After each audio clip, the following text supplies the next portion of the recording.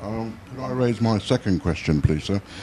You mentioned in your delivery that petitions were filed in regards to constituency number 5 and number 8, so that the listening and viewing public and audience could understand the significance of these petitions, because in a similar jurisdiction within the Caribbean, there was petition filed and they were successful.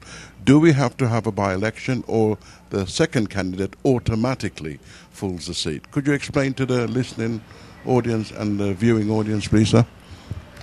The matters that have been filed by the representatives of the Labour Party, as I said, are matters that have to do with what appears to be uncertainty regarding the breach of the Constitution by members of the PAM party who were successful in the elections in January.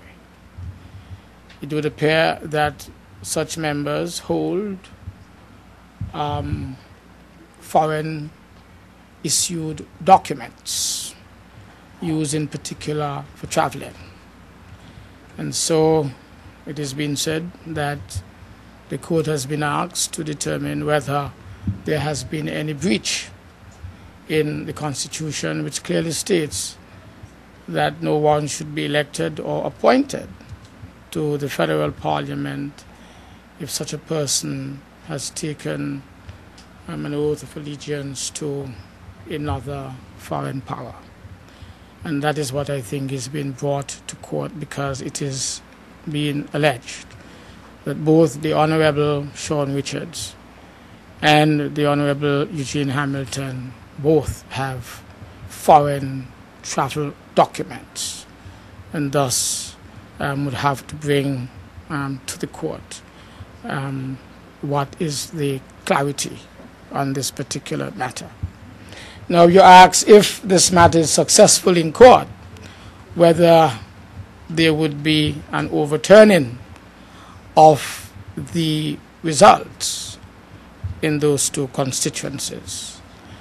One of the things that we did in conducting the campaign on our side was basically warn the members of those two constituencies, and other constituencies in fact, that some members were not qualified to be elected.